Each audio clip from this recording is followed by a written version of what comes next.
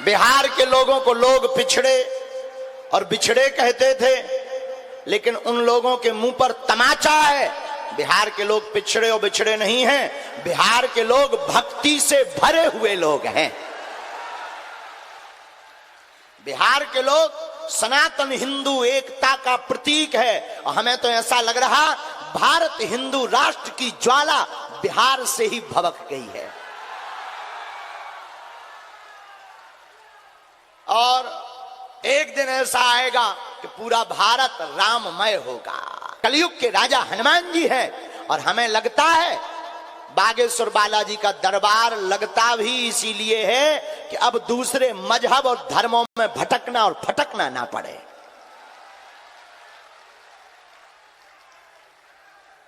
मेरे पागलों, बिहार के पागलों, एक बात याद रखना, तुम्हारी जिंदगी में अगर संकट है तो हमारे बागेश्वर बालाजी संकट मोचन है। अब बहुत भटक लिया तांत्रिकों के चक्कर में, ओझाओं के चक्कर में, गुनिया के चक्कर में। अब भारत के लोगों, हमसे एक व्यक्ति ने पूछा कि आप भारत को क्या देना चाहते हो? हमने कहा माय डियर, भारत में आज तक तथा कथित लोगों ने केवल भूत पकड़ाए। भूत का मतलब पास्ट, बीता हुआ कल, बीती हुई बातें। तो भारत में आज तक केवल भूत पकड़ाए, लेकिन हम भारत के लोगों को भूत नहीं, भारत के लोगों को हम भगवान पकड़ाएंगे। और हमारे सहयोगी हिमांशु दीक्षित इस वक्त सीधा पटना से हमारे साथ लाइव जुड़ चुके हैं। Good morning Himanshu. अभी आज की अगर हम बात करते हैं, पिछले कई दिनों से लाखों की संख्या में वहां पर भक्त पहुंच रहे हैं, लेकिन अगर तेजस्वी यादव की बात की जाए, उनका ये कहना था बहुत सारे निमंत्रण जो है वो पहुंचते हैं, वहां पहुंचते हैं हम जहां पर लोगों का भला होता है। उम्मीद की जा सकती है क्या कि तेजस्वी पहुंचेंगे? देखिए बरखा, मेरे को एक बहुत अच्छी बात याद आ रही है। कल एक श्रद्धालु से हमने पूछा कि बिहार सरकार को न्योता दिया गया, लेकिन उसके बावजूद कोई नहीं वहां पर आया है। लालू प्रसाद यादव के पास पहुंचे, तेजस्वी यादव के पास पहुंचे, लेकिन वहां पर कोई नहीं आ रहा है। इसके पीछे की वजह क्या हो सकती है? तो एक भक्त ने बहुत सहजता के साथ बोला, क्योंकि बाबा पर्चा बनाते हैं और पर्चा जब बनाते वक्त वो ये बोलते हैं कि पूछो वही जो तुम सुन सको। तो हो सकता है कि यहाँ पर उनका पर्चा बन जाए सरकार का, इसीलिए वो यहाँ पर नहीं आना चाहते, क्योंकि उनकी पोल खुल जाएगी। ये भक्तों की तरफ से कहा गया था। देखिए यहाँ पर बहुत से सवाल यहाँ पर उठ रहे थे कि बीजेपी के लोग मंच पर आ रहे हैं, लेकिन धीरेन्द्र शास्त्री ने जिस तरह से सरकार को निमंत्रण भेजा, तो यहाँ पर लोगों का साथ भी उनको मिलता हुआ नजर आ रहा है। लेकिन दूसरी तरफ सरकार की तरफ से जिस टोन में जवाब दिया गया, ये भक्तों को भी पसंद नहीं आया, क्योंकि शाम को हमने भक्तों से बात की, श्रद्धालुओं से बात की, तो उनका ये कहना था कि धीरेन्द्र शास्त्री जी अपनी तरफ से निमंत्रण भेज रहे हैं, अगर सभी को एकजुट लाने की बात करते हैं तो आप लोग क्यों नहीं आते हैं? और फिर आप आरोप लगाते हैं कि बाबा ये करते हैं, बाबा वो करते हैं, बाबा बांटने की कोशिश करते हैं, तो सबको साथ में लेने की कोशिश कर रहे हैं। ये बात उन्होंने यहां पर कही। दूसरी तरफ धीरेन्द्र शास्त्री ने जैसे ही इस बात की बात कही कि बिहार से ही हिंदू राष्ट्र की जो ज्वाला है वो धधकती है, तो इसका मतलब आप ये समझिए ये संदेश कहां तक था? ये संदेश पूरे देश के लिए भी था और ये संदेश बिहार सरकार के लिए भी था, क्योंकि जितना प्यार बिहार में मिल रहा है धीरेन्द्र शास्त्री को, उतना किसी राज्य में नहीं मिला। और ये मैं दावे के साथ इसलिए कह सकता हूं क्योंकि पहले दिन जब भीड़ आई तब ये कहा जा रहा था 2 से 3 लाख लोग आए हैं। दूसरे दिन जब भीड़ आई तो धीरेन्द्र शास्त्री बोल रहे कि 8 से 10 लाख लोग आए हैं, लेकिन मुझे ऐसा लगता है कि 6 से 7 लाख लोग आराम से आए थे। दूसरे दिन ये अपील की गई कि आप तीसरे दिन मत आइएगा, भीड़ कम करिएगा, दिव्य दरबार नहीं लगेगा, लेकिन लोगों की भारी डिमांड पर दिव्य दरबार लगा। लेकिन कल भी मैंने देखा अव्यवस्थाएं थी और दिव्य दरबार जब लगाया गया तो उस वक्त भी लोगों की भीड़ टूट पड़ी थी, संभाले नहीं संभल रही थी। क्यों? क्योंकि जो पुलिस वाले जिनके ऊपर जिम्मेदारी थी वो वीडियो बना रहे थे धीरेन्द्र शास्त्री का, मतलब वो भी उनकी भक्ति में खो गए थे, तो ऐसे में कोई संभाल ही नहीं पाया। और कल फिर से धीरेन्द्र शास्त्री ने बोला है कि आप जो आज आ गए हैं वो अगले दिन नहीं आइएगा, क्योंकि नए लोगों को मौका दीजिएगा। अब आज यहाँ पर बात की जा रही है, देखिए चौथा दिन है और चौथे दिन में ये बताया जा रहा है कि और ज्यादा भीड़ होगी। हालांकि अपील की जा रही है कि मत आइए मत आइए मत आइए, घर पे बैठिए, क्योंकि देखिए बच्चों को दिक्कत होती है, पानी की दिक्कत होती है, अंदर बच्चों को दिक्कत होती है, बड़ों को दिक्कत होती है, बुजुर्गों को दिक्कत होती है, लेकिन गर्मी के मौसम में वहाँ सफोकेशन हो जाता है। बाबा ने खुद इस बात का जिक्र किया कि देखिए सफोकेशन हो जा रहा है, आप भीड़ मत लगाइए, कथा घर से ही सुनिए। लेकिन ये जो श्रद्धालु हैं वो बस एक झलक बाबा की पाने के लिए वहां पर लाखों की तादाद में पहुंच रहा है। बने रहे हमारे साथ। बाबा बागेश्वर के पटना आने से न सिर्फ पटना बल्कि पूरा बिहार राममय हो गया है। और देखिए बिहार के डिप्टी सीएम और लालू यादव के बेटे तेजस्वी यादव ने राम कथा में जाने से किनारा कर लिया है। बाबा बागेश्वर की तरफ से लालू यादव के परिवार को पटना के नौबतपुर में चल रही हनुमंत कथा सुनने का न्योता भेजा गया था और हिंदू शास्त्रों में वैसे भी रामकथा को सुनना श्वेता शुभ माना जाता है, लेकिन तेजस्वी यादव शायद नहीं सुनना चाहते हैं क्योंकि उन्हें ये लग रहा है कि कहीं 2024 के लोकसभा चुनाव में उनके वोट बैंक में से पलीता न लग जाए, और इसके लिए देखिए वो हनुमान कथा सुनने से भी परहेज कर रहे हैं। राम कथा सुनने से लाखों लोग ऐसा मानते हैं कि उनका जीवन सफल होता है, लेकिन तेजस्वी यादव को लगता है कि इस कथा से जनता का कोई भला नहीं होने वाला, और यही कारण है कि फिलहाल उन्होंने बाबा बागेश्वर के इस कथा आयोजन में निमंत्रण पाने के बावजूद आने से इनकार कर दिया है।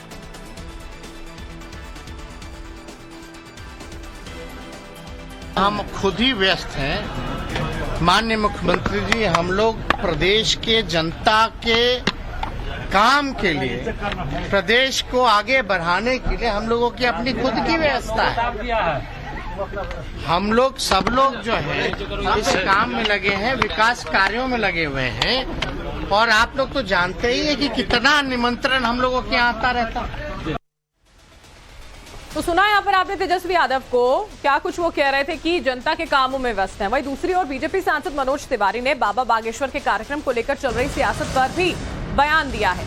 मनोज तिवारी ने टाइम्स ऑफ भारत से एक्सक्लूसिव बातचीत करते हुए कहा कि पटना में एक भी शख्स ने बाबा का विरोध नहीं किया, लाखों लोग बाबा बागेश्वर से मिलने के लिए बेचैन दिख रहे हैं।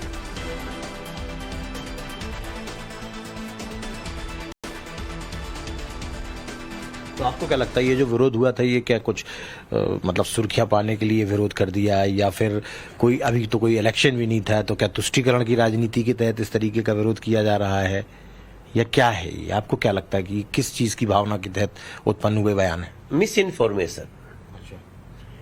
जिन लोगों ने भी विरोध की बात करी, भाई अब जमीन पे तो इसलिए तो हम गए थे, तो कोई विरोध करने आया नहीं, आया था तो मैं बतिया था। हाँ, बोला तो गया था कि हम विरोध करने जाएंगे। हाँ, तो किसी ने नहीं। आप ड्राइव करना कैसे, मतलब अचानक से आप जाके ड्राइवर की जगह पे बैठ गए और फिर महाराज जी बाजू में बैठ गए, और फिर वो 10 सेकंड की वीडियो में कोई कुछ बात हुई थी जिसमें आप भी हंसे और महाराज जी भी बहुत जोर से हंसे और उन्होंने गाड़ी के सामने ताली बजाई। क्या था पूरा माजरा?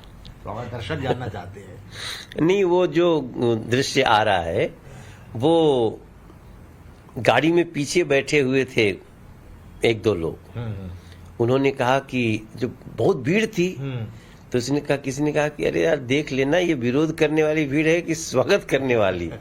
तो इसी बात पे खूब जोर जोर से बोले क्यों विरोध होगा। नहीं बिल्कुल, हाँ, भीड़ जो है, भीड़ दोनों ही हो सकती है, विरोध वाली भी और समर्थन वाली। तो थोड़ा एक बार ध्यान से देखा जाए तो वो संत हैं, वो हाँ, और वो विनोदी भी है। वो कहते हैं मैं विनोदी हूँ, मजाक करता रहता हूँ। तो उन्होंने कहा कि देखो, स्वागत करने वाले हैं तो उत्तम, अगर विरोध करने वाले हैं तो अति उत्तम करके ये तक वही किए थे। तो ये उनका विनोदी स्वभाव है, और वो बड़ी अच्छी बात बोले। उन्होंने बोले कि संत को तो घेर के ही रखना चाहिए। संत को तो घेर के ही रखना, संत को घेर के रखेंगे तो आपको अच्छी अच्छी बातें पता चलेंगी, और संत को अकेले छोड़ देंगे तो फिर मस्ती में रहेगा, बाकी आपको पता नहीं चलेगा क्या हो रहा है। लेकिन एक अंतिम सवाल इसी में जानना चाहता हूं मैं कि आप वहां पर जब मंच पर गए तो आपने एक गाना गाया और बिहार के लोगों को भी उससे जोड़ा, और फिर बागेश्वर धाम को भी उससे जोड़ा, और महाराज जी बोलते हैं सभी से, लगभग सभी से बोलते हैं, हमसे भी इंटरव्यू में बोले कि हमको बाबा मत बोलो, लेकिन आप बाबा बाबा करके गाना गा रहे थे और वहां से महाराज जी आनंद सुन रहे थे, बागेश्वर धाम वाले बाबा, और वो बड़े आनंद से सुन रहे थे। तो 2 लाइन में चाहूंगा कि वो गुनगुना भी देते आप हमारे दर्शकों के लिए। और मैंने उसमें बहुत अच्छी बात कही। जी। मैंने क्या कहा, हो जिया हो बिहार के लाला, जिया तू 1000 साला, जिया हो बागेश्वर वाला, जिया 10,000 साला, जिया तू 1000 तनी धूमधाम से, तनी झूम झाम के, बागेश्वर से ये बिहार के मिलन करावा ये भैया। ये मेरी लाइन थी। अब हमको क्या पता था कितना धूमधाम से कर देंगे। पहले दिन 2-2.5 लाख लोग थे, अगले दिन देख रहा हूँ 6-7 लाख लोग लगा। और ग्राउंड जीरो से हिमांशु हमारे साथ लगातार बने हुए, पिछले 4 दिनों से आप हिमांशु वहां पर मौजूद है और हर तस्वीर देश के दर्शकों तक पहुंचा रहे हैं। आपने वो तस्वीर भी पहुंचाई कि अव्यवस्थाओं का आलम क्या था, कैसे लंबी लंबी कतारें गाड़ियों की लगी थी ट्रैफिक जाम में। आज वहां पर क्या तस्वीर है? क्या आज व्यवस्थाओं में थोड़ा सुधार है? क्योंकि लाखों की संख्या में श्रद्धालु पहुंच रहे हैं एक बार फिर से। देखिए, हर बार कोशिश यहाँ पर ये की जाती है, क्योंकि जैसे ही मीडिया में ये खबर चलती है कि अव्यवस्थाओं का अंबार है, जो कि सच्चाई है, जो कि किसी से छुपा नहीं है और कैमरे में कैद हुआ है। कल हमने दिखाया था कि कैसे जब रास्ते में हम जा रहे थे तो गाड़ियों का लंबा अंबार यहाँ पर लगा हुआ था, भीड़ जाम लगा हुआ था, एम्बुलेंस उसमें 2 से 3 एम्बुलेंस फंसी हुई थी और हमने वहां के से बात भी की और ड्राइवर ये कह रहा था कि कोई व्यवस्था ही नहीं है, मरीजों को यहाँ पर दिक्कत हो रही है, बहुत मुश्किलें हो रही है, बहुत दिक्कतें हो रही हैं। तो जब इस बात के चर्चे मीडिया में हुए तो उसके बाद सरकार की तरफ से कोशिश तो वहां पर की जा रही है, लेकिन वो कोशिश नाकाफी हो रही है, क्योंकि जितना पर्याप्त बल वहां पर तैनात करना चाहिए था, आप कितने लोगों को वहां पर तैनात करेंगे? अगर वहां पर 5 से 6 लाख लोग आ रहे हैं तो आप कितने लोगों को, एक औसत तो होगा, एक अनुपात तो होगा जिसके तहत आपको वहां पर पुलिसकर्मियों को तैनात करना होगा, लेकिन वो हो नहीं रहा है। और सबसे बड़ी बात यह है कि जिन पुलिसकर्मियों को व्यवस्था के लिए तैनात किया गया है, वो जैसे ही बाबा को देखते हैं, प्रवचन सुनते हैं, मोबाइल निकाल के उनको कैद करने में लग जाते हैं, उनके आगे पीछे घूमने लगते हैं और व्यवस्था वहां धरी की धरी रह जाती है। तो ये सारी दिक्कतें यहाँ पर आ रही हैं लोगों को लेकर। जो मैं यहाँ पर आपको बता रहा हूँ कि जो लोग मंच पर नहीं जा पा रहे क्योंकि जगह है ही नहीं, बैठने की जगह नहीं है, खड़े होने की जगह नहीं है, सांस लेने की जगह नहीं है, लेकिन मंच के बाहर कहीं पर दूर अगर खेत में कोई पेड़ दिखाई दे रहा है तो पेड़ के नीचे जो बोरी का फट्टा होता है उस पर सब लोग बैठे हुए हैं, पूरा परिवार वहां पर बैठा हुआ है और लाउड स्पीकर से सुने जा रहे हैं। लेकिन उनके आसपास, वो ये बोल रहे जितना उनके आसपास, अब वो 200 मीटर हो, 500 मीटर हो, 1 किलोमीटर, जितना धीरेन्द्र शास्त्री के आसपास पहुंचे उतना वो ऑरा उनका देखने को मिला, उतनी वो कृपा देखने को मिलेगी। अब व्यवस्थाएं हैं लेकिन इतनी भीड़ का अनुमान यहाँ पर नहीं लगाया गया था और भीड़ अब प्रत्याशित तौर पर जिस तरह से बढ़ रही है इतनी ज्यादा संख्या में श्रद्धालु जो है हिमांशु वहां पर पहुंच जाएंगे। साकेत भी हमारे साथ जुड़ चुके हैं, उनका भी रुख कर लेते हैं। साकेत, ठीक है, सरकारी किसी नुमाइंदे को वहां पर नहीं पहुंचना है, नहीं पहुंच रहे हैं, लेकिन सब कुछ जो है पूरी परमिशन के साथ ही किया जा रहा है ना। जब ये पूरा कार्यक्रम वहां पर हो रहा है, दिव्य दरबार लग रहा है, कम से कम जो इतनी संख्या में श्रद्धालु पहुंच रहे हैं उनका तो ख्याल रखा जाना चाहिए, जो पूरी व्यवस्थाएं हैं वो तो कम से कम होनी चाहिए। इसका ख्याल क्यों नहीं प्रशासन यहां पर रखता हुआ नजर आ रहा है? देखिए, बिल्कुल, जब ये कार्यक्रम आयोजित होने की बात हुई थी उसके बाद बजाबता सरकार को इसकी जानकारी दी गई थी। जिला प्रशासन के साथ कई राउंड की मीटिंग भी हुई थी, जो आयोजन समिति है उनके सदस्यों के साथ, और तमाम चीजें तय हुई थी कि कितने पुलिसकर्मियों की तैनाती होगी, किस तरह से व्यवस्थाएं की जाएगी। लेकिन जब बाबा वहाँ पर पहुंचे हैं और उससे पहले जिस तरह से विरोध हो रहा था, सत्ता में बैठी पार्टियों के तरफ से, उनके नेताओं के तरफ से विरोध के सुर जो सामने आ रहे थे, उसका असर प्रशासन पर भी दिखा। क्योंकि जगह जगह खाली, अगर हम सड़कों की बात करें तो वहाँ ना तो कोई ट्रैफिक पुलिस थी, क्योंकि हम भी कई घंटों तक उस सड़क पे फंसे रहे, लेकिन एक भी जगह हमें पुलिस नहीं दिखी जो कि ट्रैफिक व्यवस्था को सुचारू ढंग से वहाँ पर बहाल करा सके। साथ ही साथ जो पंडाल में भी व्यवस्था थी वहाँ भी अव्यवस्था का माहौल था। कहा गया था कि 150 से अधिक मजिस्ट्रेट की तैनाती की जाएगी, 4000 पुलिसकर्मी रहेंगे, लेकिन एक भी जगह इस तरह की तस्वीर नहीं दिखी हमें और अव्यवस्था का आलम हमेशा बना रहा। अभी हम होटल के बाहर मौजूद हैं, यहाँ जहाँ पर बाबा रुके हुए हैं, और यहाँ भी भीड़ है, लेकिन आपको कहीं भी, आप देखिए घुमाकर कैमरा एक बार दिखा दें, एक भी अगर पुलिसकर्मी आपको यहाँ दिख जाए, क्योंकि बाबा अंदर है, तो ऐसे में जरूरी है कि लोग, चूंकि भक्त यहाँ पर दिन रात मौजूद रह रहे हैं, लेकिन एक भी पुलिसकर्मी आपको कैमरे की नजर में नहीं दिखेगा जो कि यहाँ पर हो, ताकि अगर भीड़ यहाँ पर बढ़े, अगर कोई अव्यवस्था हो तो उसे कंट्रोल किया जाए। तो मैंने वो तस्वीर आपको दिखा दी कि कहीं भी आप ढूंढ भी नहीं पाएंगे कि एक पुलिसकर्मी यहाँ है। कुछ पुलिसकर्मी 2-4 जो है वो होटल के अंदर ही चौथा दिन है, वो पुलिस देख रही है कि बाबा को लेकर के जो दीवानगी का आलम है, जो श्रद्धा है, वो कितनी ज्यादा है इन भक्तों के बीच में। आप दोनों बने रहे हमारे साथ। लेकिन बिहार में जल्द ही बाबा बागेश्वर का एक और दरबार लगेगा। 27 सितंबर को बिहार के गया में पंडित धीरेन्द्र शास्त्री अपना दरबार लगाएंगे। बाबा ने खुद अपने कथा के दौरान इस बात का ऐलान किया। बाबा बागेश्वर ने कहा कि पहले गया आएंगे और उसके बाद पटना वापस लौटेंगे, और 27 सितंबर का ये दिन जो है वो तय किया गया है। और जब कथा कर रहे थे बाबा बागेश्वर, तो उसी दौरान उन्होंने इस बात का भी ऐलान यहां पर किया कि बिहार के गया में भी बाबा का दरबार लगेगा। तो ये तो पटना की तस्वीरें हैं, किस तरह बिहार में वहां पर दरबार लगने वाला। लेकिन एक और बड़ी खबर यह है कि दिल्ली में भी बाबा बागेश्वर का दिव्य दरबार जो है वो सजेगा, और जुलाई में आईपी एक्सटेंशन में ये दरबार धीरेन्द्र शास्त्री का लगेगा। तो इसके अलावा अक्टूबर में बाबा बागेश्वर का दरबार लगेगा। 27 से 31 अक्टूबर तक बागेश्वर बाबा का ये दिव्य दरबार दिल्ली में आईपी एक्सटेंशन में लगने वाला है। तो देश के अलग अलग राज्यों में पंडित धीरेन्द्र शास्त्री अपना दिव्य दरबार लगा रहे हैं, और श्रद्धालुओं में उत्साह इतना ज्यादा कि दूसरे राज्यों से भी उनकी एक झलक पाने के लिए, उनका आशीर्वाद लेने के लिए भक्त पहुंचते हैं। 27 से 31 अक्टूबर की वो तारीख बताई जा रही है जब दिल्ली में ये दरबार लगने वाला है। बिहार ही नहीं, हम दिल्ली में भी, अच्छा, कई लोग यहाँ दिल्ली और मुंबई से भी जा रहे हैं, बंगलोर से जा रहे हैं, तो बंगलोर भी वो जाने वाले हैं। और हम दिल्ली के हमारी लोकसभा में अक्टूबर के 27 से 31 अक्टूबर तक उनको हम धीरेन्द्र कृष्ण शास्त्री जी को बुला रहे हैं। और अभी इसी जुलाई में ही हम यहाँ आईपी एक्सटेंशन दिल्ली में गुरु जी को बुला रहे हैं।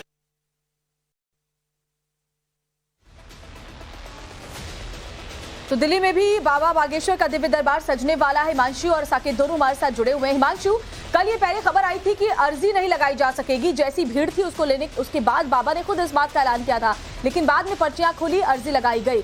आज का पूरा कार्यक्रम क्या है? देखिए, आज अर्जी यहाँ पर नहीं लगाई जाएगी। अर्जी के लिए 15 तारीख को ही यहाँ पर निर्धारित किया गया था, लेकिन भीड़ की वजह से उसको पहले स्थगित कर दिया गया। पहले खबर आई, लेकिन उसके बाद टाइम्स टाउन ऑफ भारत ने ही सबसे पहले ये बताया कि अर्जियां लगाई जाएंगी, लेकिन वो 14 से 15 लोग होंगे जिनकी अर्जियां यहाँ पर सुनी जाएंगी। अब आज का जो कार्यक्रम है, वक्त थोड़ा सा पहले हो सकता है, क्योंकि देखिए 4 बजे जब आते हैं धीरेन्द्र शास्त्री, तो 4 बजे से आते आते उन्हें 4:30 5 बज जाते थे। 5 बजे रामकथा शुरू होती थी, वक्त हो जाता था 6:30 7 7:30, और उसके बाद जब निकलते थे शाम हो जाती थी, बहुत ज्यादा भीड़ हो जाती थी। तो यही ध्यान में रखते हुए कल आपने देखा होगा, साकेत और हम जब उनके होटल के बाहर खड़े थे, तब 12:30 1 बजे वो वहां से निकल गए थे और 1:30 या 2 बजे उन्होंने अर्जी सुनना शुरू कर दिया था। यानी बहुत जल्दी वहां पर पहुंच गए थे, सारे कार्यक्रम बहुत जल्दी होते।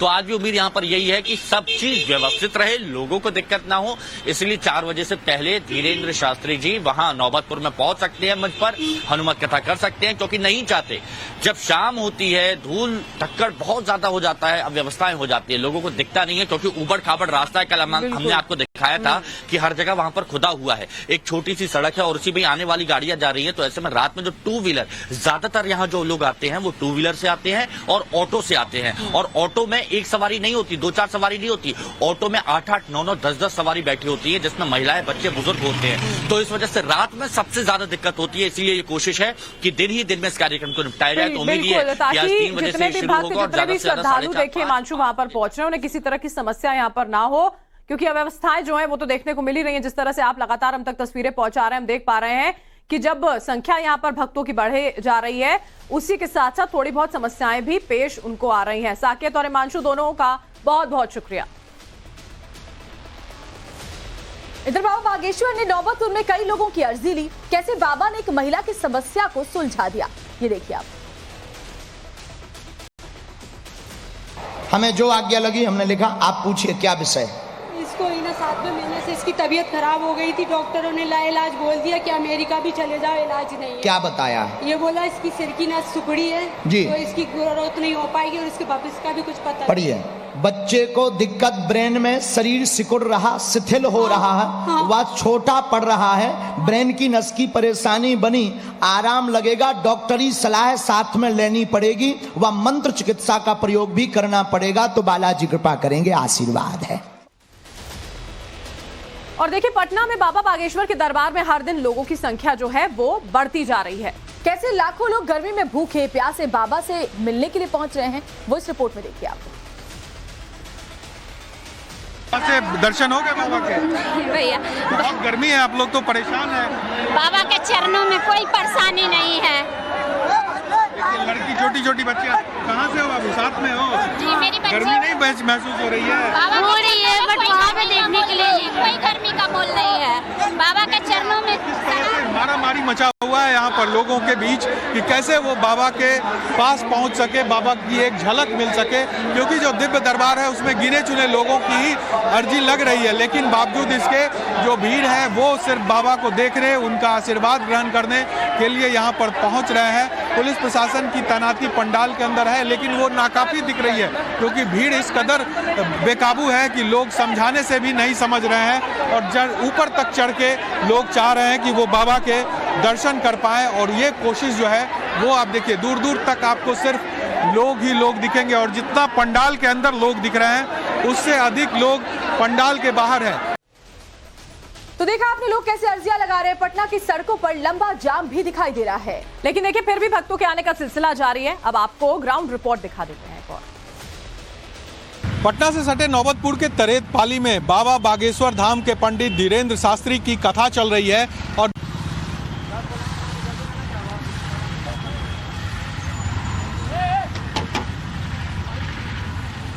पटना से सटे नौबतपुर के तरेत पाली में बाबा बागेश्वर धाम के पंडित धीरेन्द्र शास्त्री की कथा चल रही है और देखिए किस तरह से रास्ते भर पूरा जाम का माहौल है। सड़कों पर देखिए किस तरह से गाड़ियां जो है वो पटी पड़ी है। लगभग कई किलोमीटर का ये जाम है जो कि लगातार लग रहा है। और आज भी देखिए किस तरह से गाड़ियां रेंग रही है इस पूरे रास्ते में। जो पटना से अगर हम बात करें नौबतपुर और पटना के बीच की दूरी तो लगभग 8 से 10 किलोमीटर की ये दूरी है और इस पूरे रास्ते में गाड़ियां इसी तरह चौक है। पूरी तरह से जाम जो है वो सड़कों पर लगा हुआ है। किसी तरह धीरे करके गाड़ियां जो है वो बढ़ पा रही है। और सबसे बड़ी मुश्किल जो कथा सुनने के लिए जो लोग जा रहे हैं उनके वहां तक पहुंचने से पहले कथा खत्म हो जा रही है और ये बड़ा संकट इन लोगों के लिए है। और देखिए कई गाड़ियां हैं जो कि अभी भी आपको जाम में दिख रहा है और आगे भी हम चलेंगे, देखते हैं। आप देखिए किस तरह से जो दूसरी तरफ एक बार हम कहेंगे आने के लिए कि यहाँ देखिए बीच से आप लोग आइए देखिए तो किस तरह से यहाँ पर जाम जो है वो पूरा लगा हुआ है। और टाइम्स नाउ ना भारत दिखा रहा है अपने दर्शकों का। देखिए एक एम्बुलेंस है वो भी जाम में। यहाँ पर कितने देर से जाम में थे? आधा घंटा से। मरीज है इसमें? मरीज नहीं है, खाली है। अच्छा खाली है। देखिए एम्बुलेंस है, सायरन बज रहा है, एम्बुलेंस भी जाम में लगा हुआ है। कोशिश यहाँ पर कुछ वॉलंटियर्स हैं जो कोशिश हो रही है कि वो जाम को छुड़वा दें, ये कोशिश है। आप लोग बाबा के पास जा रहे हैं क्या? हाँ। कितनी देर से लगे जाम में? 1 घंटा से। 1 घंटा से जी 1 घंटा से। बाबा तो वहाँ हो गया कथा? नहीं, शाम 4 बजे आने वाले हैं। अभी पहले आ गए आज?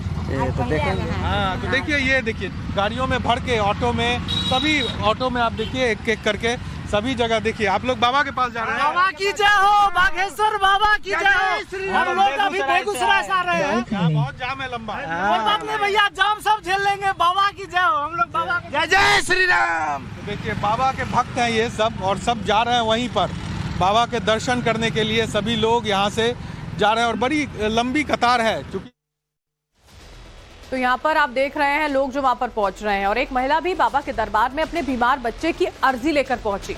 बाबा ने अपने पर्चे में बच्चे की पूरी डिटेल लिख दी, आप भी देखिए। आप पढ़ी लिखी हैं? कितने तक?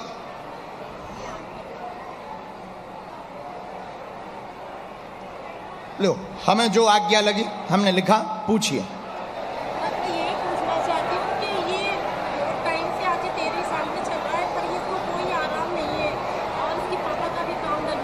आपने डॉक्टर को दिखवाया? जी हाँ। कहाँ दिखवाया? इसकी कोटा में ही दिखवाया था। अच्छा, तो डॉक्टर ने क्या कहा? बोला है कि जब ये कुछ करेगा तो अपने हिसाब से ही करेगा, इसकी पहले कुछ नहीं होगा। शरीर में ताकत नहीं, कोई आराम नहीं, नसें टेढ़ी हो रही हैं एवं पूरे शरीर में दिक्कत बनती, आयु में पीछे चल रहा है। माइक तो ले लीजिए आप जी।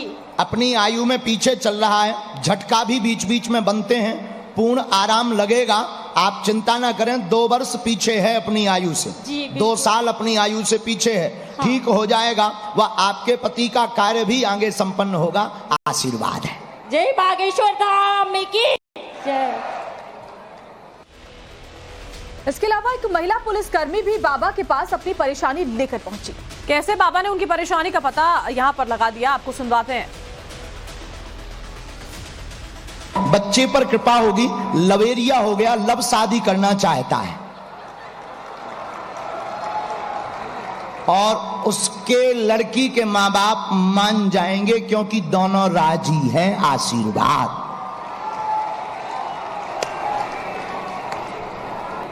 बात एकदम से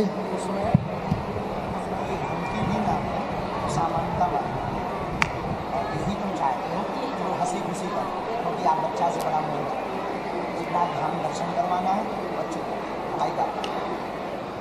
हमें लेकर काट दियो। हाँ ठीक मत आई, खुश रहो।